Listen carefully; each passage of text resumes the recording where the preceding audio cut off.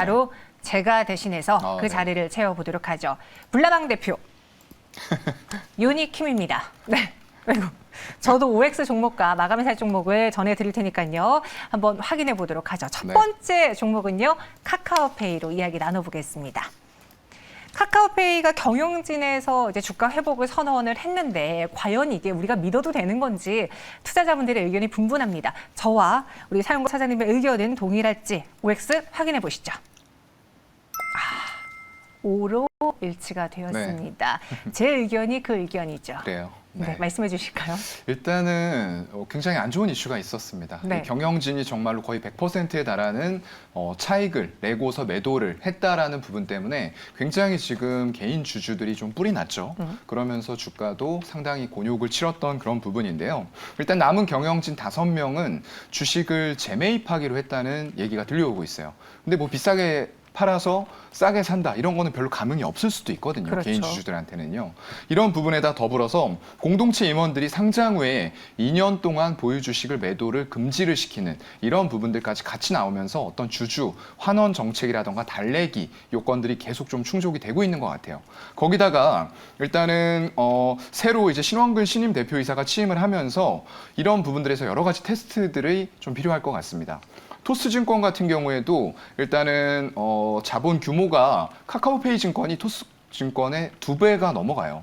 그렇기 때문에 이런 부분에 있어서 정말로 성공할지 여부는 초기에 과연 얼마나 많은 사용자들이 실제로 사용을 하는가, 그리고 거래 대금이 얼마만큼 일어나는가 이런 여부에 따라서 앞으로 주가의 향방은 더 갈 수 있느냐 아니면은 잠깐의 달래기로 수급들이 들어오면서 일단은 기술적으로 굉장히 좋은 지표가 나오고 있어요. 61선을 돌파를 하는데 외국인과 기관의 양매수가 들어오면서 수급적인 부분까지 동반되면서 돌파를 하고 있다는 거예요. 굉장히 이런 시장에서도 우호적인 수급과 기술적인 돌파라고 생각이 되는데요. 이런 부분에 있어서 계속적인 주가의 상승 부분을 보기 위해서는 아까 말씀드렸던 내용들과 계속적으로 주주 달래기, 환원 정책 이런 것들이 어떻게 펼쳐지는지 추가로 좀 봐야 될 것 같습니다. 네, 알겠습니다. 카카오페이 저와 사용관 사장님 모두 O 의견 주셨습니다. 제가 안경을 쓰니까 세상 못생겼다고. 예, 잘생기셨어요.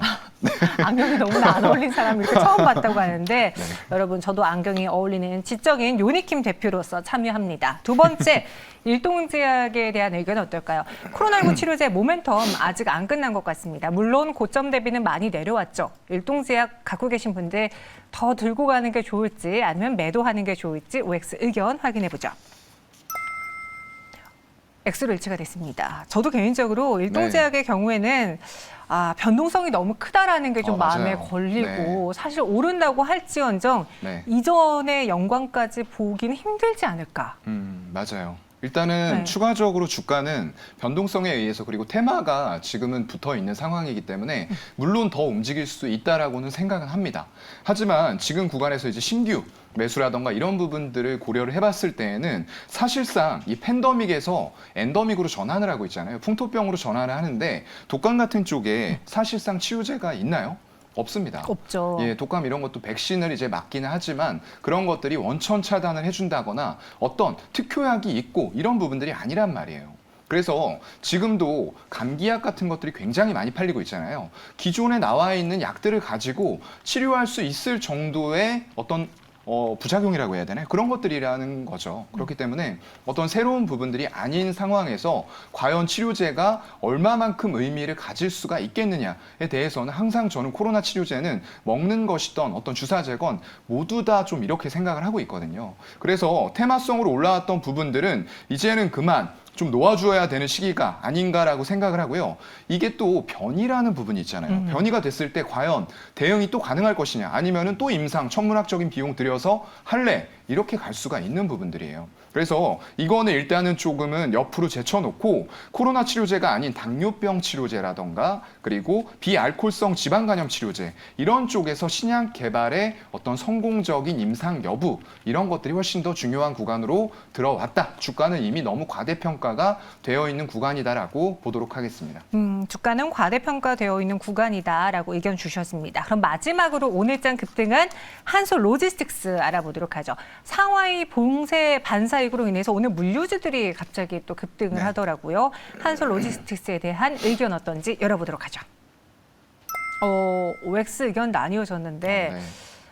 사용자 의견 한 사장님 말씀 해주셔야 될 것 같네요. 제가 먼저 네. 이야기해볼까요? 아니 사실 저는 물류에 대한 의견은 뭐 오늘장 사셨다면은 네. 잘했겠지만 네. 현재 구간에서 들어가기는 워낙 순환매가 빠르게 이어지는 장이다 보니 내일 내면 네. 또 시시한 이슈가 되지 않을까 그런 점에서 그렇죠. 수익을 챙기자였는데 네네. 사장님은 왜 다르실까요? 저도 일단은 그 관점에 대해서는 동의를 하는 바입니다. 네. 그런데 이제 이게 테마성으로 붙어서 올라갈 때에는 조금 탄력을 받는 경우들이 있어요. 그래서 이번 같은 경우에도 오늘 이제 윗꼬리가 조금 달리고는 있어요.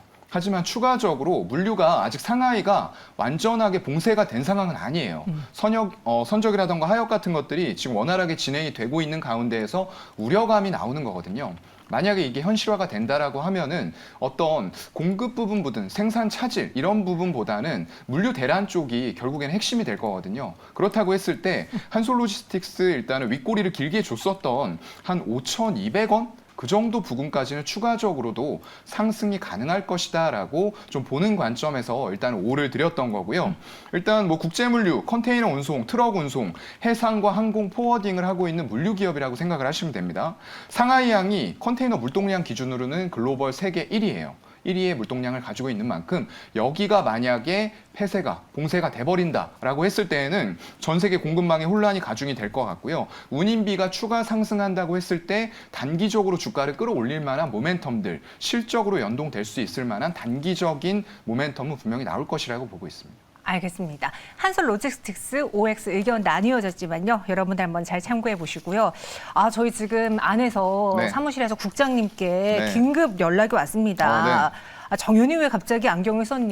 뽀로로처럼 생겼다고. 모르신 상태였나요? 네, 저희가 네. 그냥 급하게 요니킴 대표를 섭외하는 바람에 한 건데 네. 여러분 그래도 제가 마감에 산다 종목까지 준비해 봤으니까 한번 보시고 그러고서는 요니킴 보내드리겠습니다. 마감에 산다 키워드는요. 모든 로봇 그리고 네. 차트가 예쁘다라고 한 줄 평 주셨습니다. 저도 로봇이 살짝 섞여 있는 기업인데 그래요? 네, 혹시 같은 생각을 하셨는지 네네. 열어보도록 할게요. 네. 에브리봇과 네네. 나무가. 네. 저는 이제 나무가 차트가 오늘 좀 예뻐 보여서 선정을 나무가요? 했고요. 네. 간단하게 말씀드리면은 자율주행, 카메라 모듈, 여기에다가 로봇까지 성장을 다 갖고 있는 종목이라서 맞아요. 최근 시세 분출이 한 번 됐기 때문에 쉬었다가 다시 가지 않을까. 불나방 저는 요니킴 대표는 나무가를 여러분들께 소개해 드리겠고요. 네. 이번에 사용과 사장님의 모든 로봇, 네. 에브리봇, 김민수 네, 대표님처럼 맞습니다. 되셨네요. 그렇게 닮아가고 있나요? 네, 네. 분위기에 적응을 잘하고 있는 것 같아요. 일단은 뭐 투자 포인트부터 말씀을 드리면요. 이게 지금 삼성과 LG가 거의 이제 글로벌급 기업이잖아요. 둘이서 로봇을 가지고 굉장히 각축을 벌이고 있어요. 사실상 둘 다 시작은 빠르게 했는데 최근 들어서 부각을 더 받은 게 삼성전자 쪽입니다. 계속적으로 이슈가 나오고 있고 뉴스를 내보내고 있어요. 그곳과 가장 밀접하게 사업을 하고 있는 곳이 어디냐? 바로 에브리봇입니다. 이게 지금 그 로봇 청소기 쪽이에요. 세계 최초로 이제 2016년도에 듀얼 스핀 방식의 보급형 물걸레 청소기를 출시를 했어요. 이거 혹시 제품 아시나요? 아니요, 잘 몰라요. 자율주행을 하는데 바퀴가 없어요.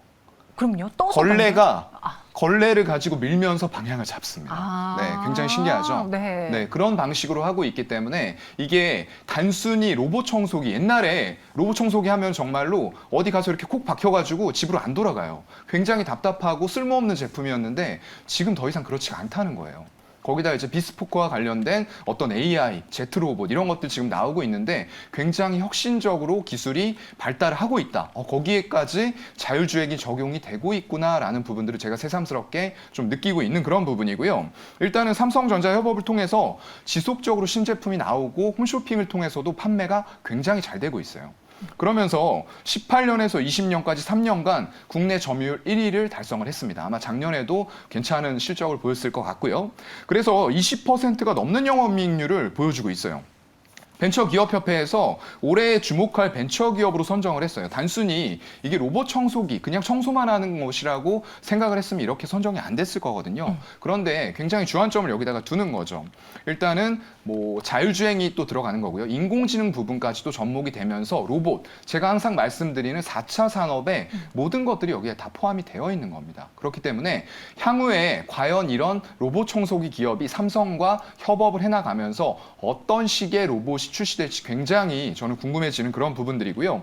혁신적으로 기술이 우월합니다. 그래서 시장 선도하고 성장, 잠재 역량이 굉장히 높기 때문에 이런 벤처협회에서 선정을 했다라고 생각을 하고 있고요. 이게 세계 최초로 바퀴 없는 물걸레 로봇 청소기를 개발을 하면서 20년 8월 달에 아마존에도 제품을 출시를 했어요. 그래서 이런 기술력을 인정을 받아서 삼성과 협업을 한다고 하면은 분명히 그 브랜드 인지도 면에서 향후에도 어떤 삼성과 연결되는 모든 가전제품의 컨트롤 타워가 될 수 있는 로봇 관련 분야에서는 이 기업을 반드시 지켜봐야 될 것 같습니다. 가격 전략은요? 네, 가격은 일단은 매수가는 41,000원에서 42,000원 정도, 지금 살짝 조정받는 구간이거든요. 그 정도까지 기다려서 매수해 보시면은 괜찮은 매수가 될 것 같고요. 일단 목표가는 조금 더 높게 잡고 싶은데 1차적으로 55,000원 잡고 가보도록 하겠습니다. 네, 에브리봇 확인해 봤습니다. 유니킴 대표님은요, 너무 시간이 없는 관계로, 네. 바쁘신 관계로 네. 먼저 다음에 가셨어요. 보시죠. 네, 네. 네, 다음에 보시도록 하겠습니다. 네. 마감동 쇼가 구간으로 넘어가 보도록 할게요. 굉장히 참 실력도 좋으시고 아름다운 분을 모셔봤는데 반응이 굉장히 웃기네요. 시청자분들 다음번에 또 기회가 되면은 유니킴 대표 모셔보겠고요. 현재 코스피 코스닥은 부합권에서 마감 준비하고 있습니다. 빨간 문은 간신히 켜고 있습니다.